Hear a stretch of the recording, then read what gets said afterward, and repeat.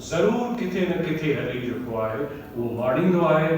तकलीफ़ूं बि ईंदियूं आहिनि ऐं घणा मरहला ईंदा आहिनि, पर जेकॾहिं माण्हू पंहिंजे इरादे में मज़बूत आहे त यकीनन जेको आहे उहे मक़सद माणे सघनि था।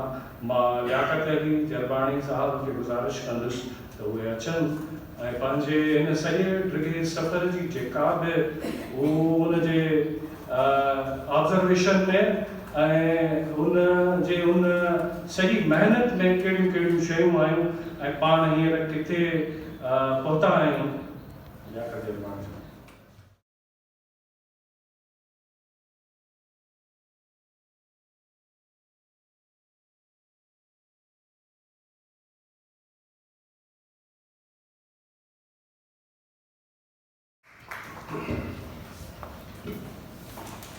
ॿुधंदे ॿूढ़नि खे हाथ हिक हथ विझनि, पसो लज लतीफ़ च केॾी खे कखनि, तोड़े कंदी कनि या साण हलनि सीर में।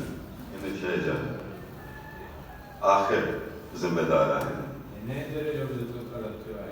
नए दरे में संतोष के मारे जी जी कश्मीर गंजकोट में हाणे पवंदो थियो हिकिड़े ॿार खे गोली हणी आहे।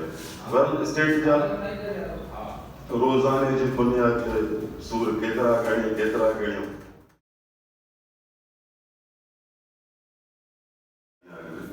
पर उहा वेचारी अची रोईंदी त मां अगरि पंहिंजे ॿार खे ॻोल्हण थी वञा त मुंहिंजा जेके ॿिया बचा आहिनि पोइ ते उहे बुख था मरनि। पोइ हुन वेचारी इवेंचुअली छा कयो त पंहिंजा ॿार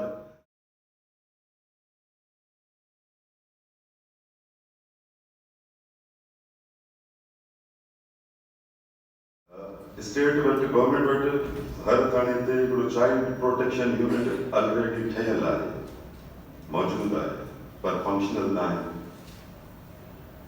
असां जेका गवर्नमेंट खां डिमांड था कयूं त उहा इहा आहे त हीअ जेके चाइल्ड प्रोटेक्शन यूनिट आहिनि इन्हनि खे जीअं CPLC जो इदारो हुयो, सिटीज़न पुलिस लाइज़ॉन कमेटी, इन तर्ज़ ते इन जो जेको बुनियाद आहे उहो जोड़ियो वञे त जीअं जेके ॿारनि जा वालिदेन आहिनि उहे बि उन में इनकॉर्पोरेट हुजनि, प्लस पुलिस मिली करे इन शइ खे हलाइजे।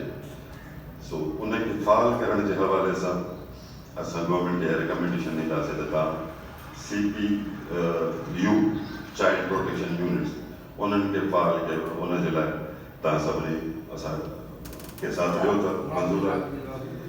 अच्छा, उन खां पोइ असां पीपुल्स पार्टी जी गवर्नमेंट सां अॻियनि 3 हफ़्तनि में वज़ीर आला खां मींदे MP MLA ताईं करस्पॉन्डेंस कंदासीं, उन्हनि खे ख़त किताबत कंदासीं ऐं उहो ख़त किताबत असां सोशल मीडिया ते बि रखंदासीं त असां ही वज़ीर आला खे, ज़िया लंजार जेको इंटीरियर मिनिस्टर आहे उनखे, या खुर्शीद शाह जेको पंहिंजो MLA आहे उनखे, या नासिर शाह जेको MP आहे उन्हनि खे त लेटर्स लिखंदासीं ऐं इहो टाइम ॾींदासीं त 3 हफ़्ता अथव तव्हां वटि, हिन 3 हफ़्तनि में असांखे प्रिया कुमारी रिकवर कराए ॾियो।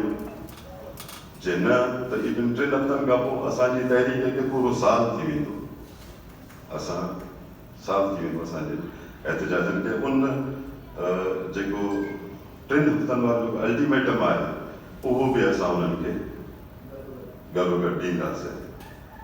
Do U agree with us?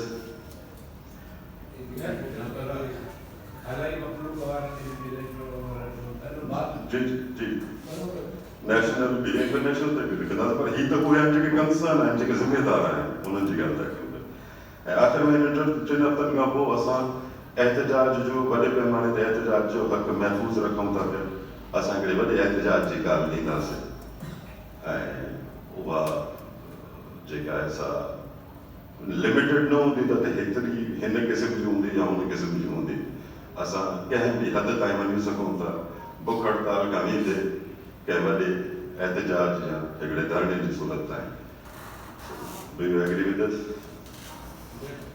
बाक़ी कुल तव्हां सभु टाइम कढी करे आया आहियो ऐं ही जेके बि पार्टियूं इंसानी हक़नि वारियूं तंज़ीमूं या असांजे वकील बिरादरी, बार काउंसिल्स ऐं स्पार्क इन्हनि सभिनीनि जा असां शुक्रगुज़ार आहियूं ऐं असां उमेदु रखूं था त अॻिते बि तव्हां सां सां गॾिजी इन्हनि सभिनी मज़लूमनि जी आवाज़ बढ़जंदो इंशाल्लाह गॾु आहियूं। लास्ट वीक ऑफ फेब्रुअरी इहो असांजो अल्टीमेटम आहे। फेब्रुअरी जे आख़िरी हफ़्ते में असां वरी इंशाल्लाह कॉल ॾींदासीं। तव्हां सभिनी भाइरनि खे जेके अहिड़े दिलि आहियो पंहिंजी भरपूर शिरकत यकीनी बणायो, हिननि बच्चनि जो आवाज़ बणिजो। लख कुल तव्हांजो।